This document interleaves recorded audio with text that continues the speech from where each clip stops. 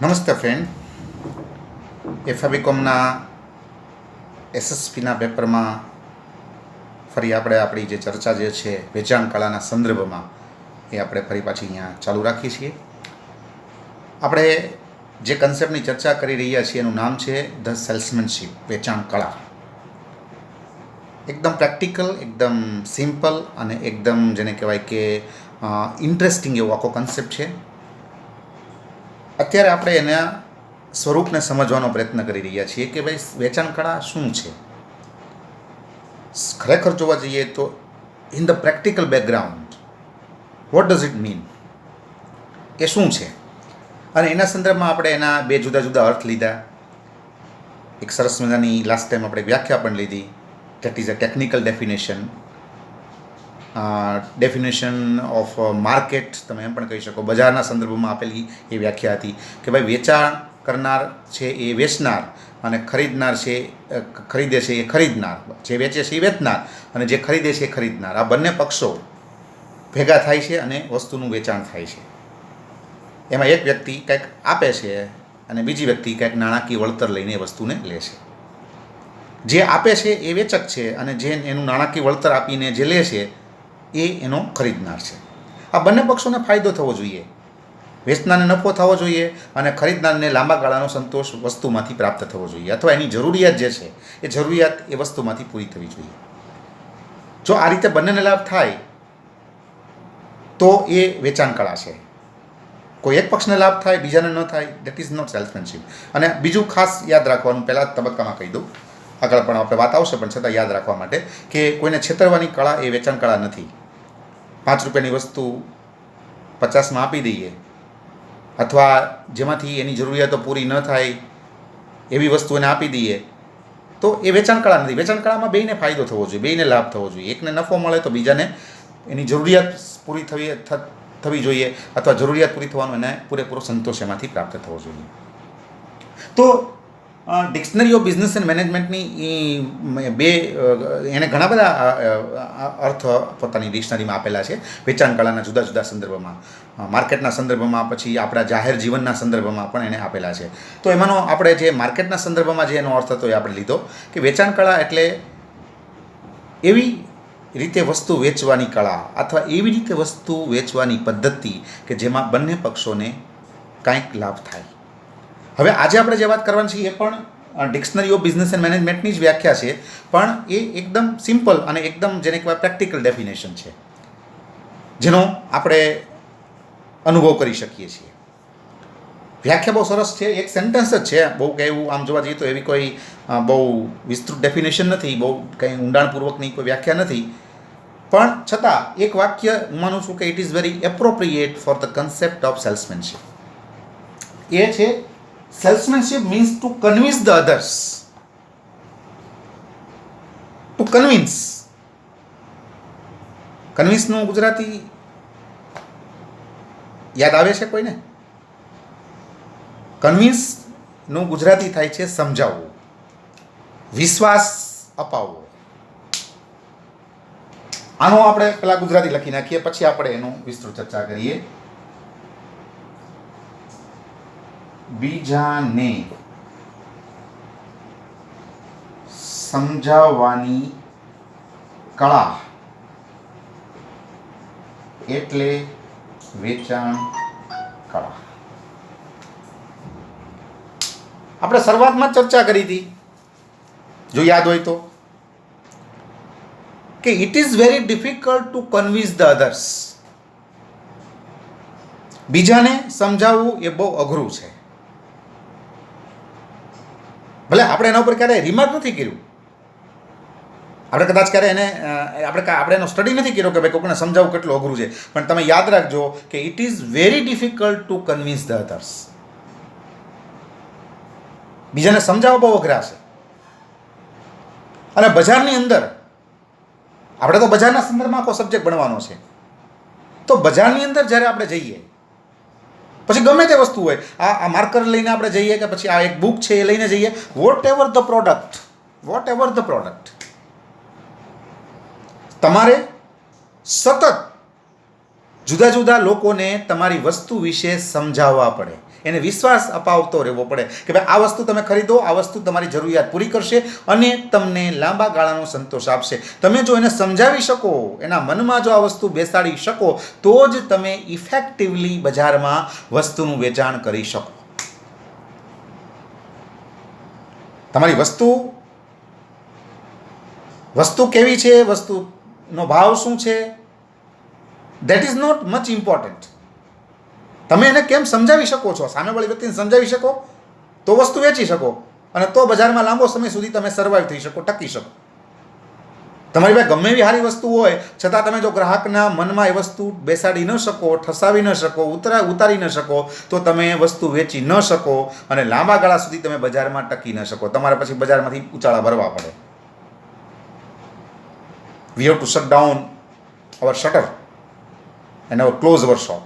આપણે આપણી દુકાન બંધ કરવી પડે. તમે એવા લોટ્સ ઓફ એક્ઝામ્પલ જોઈ શકો છો કે ગ્રાહકને સમજાવી ન શકો એટલે તમે બજારમાં ન ચાલો, બજારમાંથી નીકળવાનું રહે. તો તમારે સતત જો આ it is a continuous process. તમારી પાસે જે લોકો આવે છે અથવા તમે જે લોકોને વસ્તુ વેચવા માટે જઈ રહ્યા છો એને તમારે સતત વિશ્વાસ અપાવતો રહેવો પડે કે આ પ્રોડક્ટ તમારી જરૂરિયાત પૂરી કરશે અને તમને લાંબા ગાળાનો સંતોષ આપતી રહેશે. આવું કરી શકો તો તમે ચાલો, અધરવાઇઝ તમે ન ચાલો. અને એ વસ્તુ બહુ ડિફિકલ્ટ છે. એની માટે તમારામાં આર્ટ હોવી જોઈએ, કલા હોવી જોઈએ. તમારી સામે જે આવે છે ગ્રાહકો, એ ભિન્ન ભિન્ન પ્રકારના ગ્રાહકો છે. અલગ અલગ મેન્ટાલિટી વાળા ગ્રાહકો છે, અલગ અલગ સ્વભાવવાળા માણસો છે. કોઈ કંજૂસ માણસ આવે, કોઈ વળી પૈસાનો છૂટથી ઉપયોગ કરનાર વ્યક્તિ પણ આવે. કોઈ એકદમ જેને કહેવાય ને કે એકદમ આપણે એકદમ પૂછપરછ કરવાવાળો ગ્રાહક આવે, તો કોઈ વળી ઓછું બોલવાળો ગ્રાહક આવે. તમારે બધા ગ્રાહકોના મનનો અભ્યાસ કરી અને તમારે નક્કી કરવાનું છે કે એને આપણે કેમ સમજાવવો, હાઉ ટુ કન્વિન્સ ધેમ. તમારામાં આ આર્ટ હોવી જોઈએ. તમારામાં બેઝિકલી મનોવિજ્ઞાનનું જ્ઞાન હોવું જોઈએ. ગ્રાહકોના મનને પારખતા, એની ઈચ્છાને પારખતા એ તમને આવડવું જોઈએ. એને કેમ સમજાવવો એ તમને આવડવું જોઈએ. જો તમે એ વસ્તુ શીખી શકો, એ વસ્તુ તમે કરી શકો, તો જ you can survive in the market. તો તમે બજારમાં ચાલો. એટલે આ વસ્તુ બહુ ઇમ્પોર્ટન્ટ છે. વેચાણ કળા એ બીજું કાંઈ નથી. ભલે આપણે ટેકનિકલી એને આપણે ગમે તે રીતે આપણે એને સમજવાનો પ્રયત્ન કરતા હોઈએ કે ખરીદનારને ફાયદો થાય, વેચનારને ફાયદો થાય, એ રીતે વસ્તુ વેચવાની કળા, ધેટ ઇઝ ધ સેલ્સ. ભલે આપણે આવું બોલતા હોઈએ પણ એકચ્યુઅલી જોવા જઈએ તો it is the art two convince the others. બીજાને સમજાવવાની કળા છે. અને તમે એ વસ્તુનું પ્રેક્ટિકલ તમે અનુભવ પણ કર્યો હશે કે it is too much difficult. તમારે એક નાનો માનો કે સ્માર્ટફોન લેવો છે તો તમારે તમારા પપ્પાને સમજાવવા પડે. સમજાવી શકો તો તમને મળે, ન સમજાવી શકો તો ન મળે. તમારે તમારા ફ્રેન્ડ સાથે ટૂરમાં જવું છે રાજસ્થાન, તમે તમારા પેરેન્ટ્સને કન્વિન્સ કરાવી શકો તો યુ કેન ગો. ન કરાવી શકો, સ્ટે એટ હોમ. આ વસ્તુ ઇમ્પોર્ટન્ટ છે. તમારી સામે ગ્રાહક આવે એટલે એના મનમાં ઘણા બધા પ્રશ્નો છે. અને યાદ રાખવાનું કે ગ્રાહક 1 રૂપિયો ખર્ચતો હોય કે પછી 1000 રૂપિયા ખર્ચતો હોય, એના મનમાં પ્રશ્ન હોય છે. એ ક્યારેય આમનામ 1 રૂપિયો પણ ખર્ચતો નથી અને ક્યારેય એ આમનામ 1000 રૂપિયા પણ ખર્ચતો નથી. આપણે હવે રૂપિયામાં શું હોય, રૂપિયો તો મને આમ ફેંકી દે, નહીં. સરેરાશ ગ્રાહક રૂપિયો ખર્ચતા પહેલાં પણ વિચારે છે. એ માટે પણ તમારે એની પાસે રૂપિયો લેવો છે, રૂપિયાની જ વસ્તુ તમારે એને આપવી છે, છતાં you will have to convince them. તમે સમજાવી શક્યા તો રૂપિયાની વસ્તુ વેચી શકો. સમજાવી ન શક્યા તો ગ્રાહક જશે. તો it is very important to convince the others. Bus સ્ટેન્ડમાં હું ઘણીવાર ઊભો તો હું જોતો હોઉં છું, પાણીના પાઉચ વેચવાવાળા બધા ફેરિયા બધા ત્યાં આટા મારતા હોય. They are not educated people. They don't know what is the salesmanship. જે ફેરિયા વેચતા હોય, પાણીના પાઉચ વેચતા હોય, સિંગનું પડીકા, પછી દાળ ને એવું બધું વેચતા હોય, એ લોકો કાંઈ હાઈલી એજ્યુકેટેડ નથી હોતા, ભણેલા પણ ન હોય, ઘણી વાર તો એ લોકો અભણ પણ હોય, પણ છતાં એનામાં વેચાણ કળા હોય, અને વેચાણ કળા હોય એટલે તે ત્યાં પોતે રોજના 200-300 રૂપિયા કમાઈ શકે. વેચાણ કળા નથી તો એ ત્યાં ન ચાલે. ભલે આપણે એમ લાગે બહુ આ તો સીધી સાદી આખો જેને કહેવાય કે માર્કેટ છે, આ તો સીધું સાદું કામ છે, આમાં ક્યાં કાંઈ વેચાણ કળા જરૂર પડે નહીં. There is also requirement of salesmanship, કારણ કે તમારે ગ્રાહકને સમજાવવાના જ છે. સમજાવી શકો તો રૂપિયાનો કે 2 રૂપિયાનું પાણીનું પાઉચ વેચી શકો, સમજાવી શકો તો 5 રૂપિયા કે 10 રૂપિયાનું સિંગનું પડીકું વેચી શકો, સમજાવી ન શકો તો વેચાય નહીં. હું તો ઘણી વાર ઓબ્ઝર્વ કરતો હોઉં છું કે બસ આવે એ બધા ફેરિયા દોડે, એમાં ઉનાળો અથવા તડકો હોય એટલે પાણીના પાઉચનું મેઇન સેલિંગ હોય. હવે પાણીના પાઉચની કિંમત કેટલી? તો કે રૂપિયો કે 2, અત્યારે 2 રૂપિયા, કદાચ 1 રૂપિયો કે 2 રૂપિયા. પણ છતાં ઓલો હાથમાં લઈને ઊભો હોય કે પાણી પાણી કરતો હોય, ઓલી બારી હોય અહીંયા નીચે ઊભો રહીને બોલે પાણી પાણી, આમ આમ કરે, એટલે અહીંયા બારીમાં બેઠેલા હોય અને એમાંથી કોઈને તરસ લાગી હોય તો એ તરત તે લે. તો પહેલું તો એ જે એનું જે બોડી લેંગ્વેજ છે એ જ વેચાણ કળા છે. સામેવાળી વ્યક્તિને આકર્ષિત કરે છે એ કે ભાઈ ઉનાળો છે, તડકો છે, જો મારી પાસે મસ્ત પાણીનું પાઉચ છે, આવો આવો લાવો 2 રૂપિયા લઈ જાઓ. It is the first step. પહેલા તબક્કામાં તમે જુઓ તો એનું જે વર્તન, એનું જે બોડી લેંગ્વેજ, એનું એક્ટ, એ પણ એક પ્રકારનું વેચાણ કળાનું એક સ્વરૂપ છે, એક એક્ઝામ્પલ છે. પછી તો કે ઓલો ગ્રાહક રૂપિયો જ ખર્ચવાનો, એક જ પાઉચ લેવું છે, છતાં બોલે ઠંડુ છે ને. હવે આપણે એમ થાય રૂપિયો જ દેવાનો છે,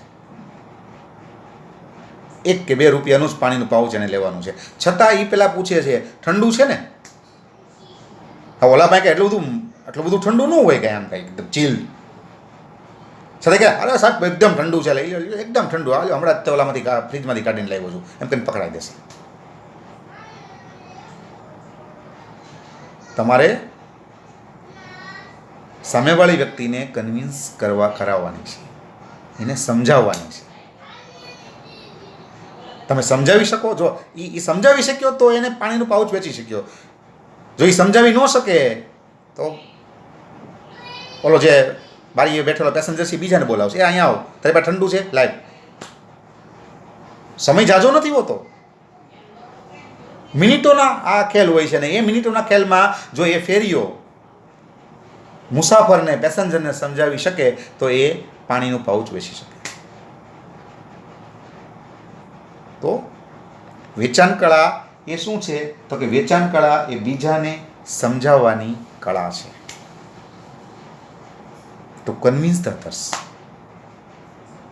તમે બધી ટીવીમાં જાહેરાતો જોવો છો, એ બધા આપણને સતત કન્વિન્સ કરાવે છે, સતત કે ભાઈ આ પ્રોડક્ટ લેવો, આ તમારી જરૂરિયાત પૂરી કરશે. કોલગેટવાળા સતત જાહેરાત આપે, સતત વેચ શક્તિ, ફલાણી ટૂથપેસ્ટ, તમારા દાંત સાફ થઈ જશે, તમારા દાંત એકદમ ક્લીન થઈ જશે, અમારી ટૂથપેસ્ટ બેસ્ટ છે, તમારા ઓરલ કેર માટે, મોઢાની સાર સંભાળ માટે અમારી ટૂથપેસ્ટ બેસ્ટ છે. તમને સતત સમજાવવાના પ્રયત્ન કરશે, અને સમજાવી શકે તમને તો જ તમને વસ્તુ વેચી શકે. તમને કોલગેટમાં તમને વિશ્વાસ બેસે તો જ તમે એની પ્રોડક્ટ લેવાના છો, તો જ તમે એને પૈસા આપશો, તો જ તમે પ્રોડક્ટ લેશો. તો to convince the others, that is a real and practical salesmanship. આપણે બસમાં એસટીમાં જઈએ છીએ, આપણે સ્ટોપ ઉપર ઉતરવું છે. હવે આપણે જો કંડક્ટરને કન્વિન્સ કરાવી શકીએ તો આપણે ત્યાં ઉતારે, નો કન્વિન્સ કરાવી શકીએ તો ન ઉતારે.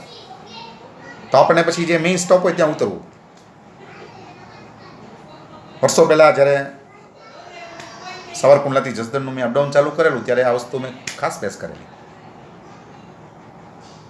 કે અત્યારે જે આટકોટની અંદર જે ઓલી સરદાર ચોકડી છે, જેને જસદણ ચોકડી, આટકોટ ચોકડી કહેવામાં આવે, કે જ્યાંથી આપણે જસદણનો રસ્તો નીકળે છે.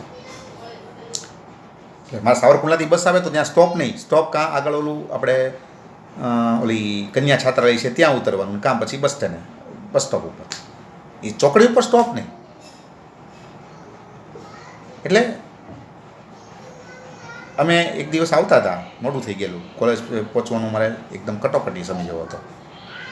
ત્યાં ઉતારે તો અમે ત્યાંથી સીધી રિક્ષા મળી જાય તો અમે સીધા કોલેજે પહોંચી જઈએ, તો ટાઈમનો પ્રોબ્લેમ ન થાય. બસ સ્ટેન્ડે ઉતારે તો પછી ત્યાંથી બસ પકડવી પડે ને એ થોડું ડિફિકલ્ટ હતું. એટલે મારી યાર જે એક અપડાઉન કરતા હતા એક મિત્ર હતા, એને કીધું કે ભાઈ આપણે એક કામ કરીએ, હું કંડક્ટરને કહું ને આપણે ઊભી રાખે તો આપણે ઉતરી જઈએ. ને મેં કીધું વાંધો નહીં, ટ્રાય કર. એટલે એના કંડક્ટર પાસે જઈને કીધું, જો વેચાણ કળા છે, તમારી પાસે કાંઈક એવું હોવું જોઈએ કે જેથી કરીને તમે સમજાવી શકો. એને જેને કીધું એ માસ્તર અહીં ઊભી રાખજો ને મારે ઉતરવું છે. એટલે કંડક્ટર તો રૂટીન જવાબ આપ્યો કે સોરી અહીંયા નહીં ઊભી રહે, અહીંયા સ્ટોપ નથી, તમે બસ સ્ટેન્ડે ઉતરવું પડશે. એટલે ઓલો આવ્યો કે કંડક્ટર ના પાડે છે, ચાલો હવે હું ટ્રાય કરું. એટલે હું કંડક્ટર પાસે ગયો, જોયું, મેં જતાં જ જોયું. એટલે કંડક્ટર એક તો એજેડ ઉંમરના હતા, બહુ મોટી ઉંમરના, પછી સ્વામિનારાયણ તિલક કરેલું હતું. એટલે એને સાથે વાત કરતાં પહેલાં મેં વિચારી લીધું મારે એની યાર કેમ વાત કરવી, કેમ મને કન્વિન્સ કરાવવા. જો આ પ્રેક્ટિકલ સેલ્સમેનશીપ છે. પછી એટલે હું તરત જ પહેલાં એની પાસે ગયો અને બધા એને માસ્તર કરતા હતા. મેં જઈને સીધું એમ કીધું કે જય સ્વામિનારાયણ અંકલ. મેં કીધું જય સ્વામિનારાયણ અંકલ. તો કે જય સ્વામિનારાયણ. એને પણ મજા આવી, અને એટલા માટે મજા આવી કે તો જય સ્વામિનારાયણ કોકે કીધું, એને જે સંપ્રદાયના હતા એટલા માટે, પ્લસ એને અંકલ કીધું. મોટાભાગે કોઈને અંકલ ન કહેતું હોય એટલે એને કીધું. મેં કીધું જય સ્વામિનારાયણ અંકલ. તો કે જય સ્વામિનારાયણ. બોલો. બધી એક રિક્વેસ્ટ હતી તો કે મને કે બોલો. જો આ બધા આ રીતના શબ્દો, આ રીતનું તમારું પ્રેઝન્ટેશન હોવું જોઈએ, રજૂઆત તમારી આવી હોવી જોઈએ. બધું અંકલ એક રિક્વેસ્ટ છે, અમારે નોકરીએ પહોંચવાનું થોડું મોડું થાય છે, જો તમને વાંધો ન હોય તો અમને ઉતારી દો તો અમે રિક્ષા પકડીને ફટાફટ પહોંચી શકીએ. હા કાંઈ વાંધો નહીં, ઓકે, એમાં કાંઈ કંઈ થોડુંક કહેવાનું હોય. તમે નોકરિયાત છો તો પછી કે હું નોકરિયાત છું, મારે તમને મદદ કરવી જોઈએ ને, એમ કરીને બેલ માર્યો, ઊભી રાખી બસ. તો આ વેચાણ કળા છે. હું એને સમજાવી શક્યો તો હું ત્યાં ઉતરી શક્યો, હું સમજાવી ન શક્યો હોત તો ન ઉતરી શક્યો હોત. જીવનમાં વેચાણ કળાને ડાયજેસ્ટ કરજો, તમારા વ્યવહારમાં ઉપયોગ કરજો, તમને એના ઘણા બધા લાભો થશે. That's all, finish.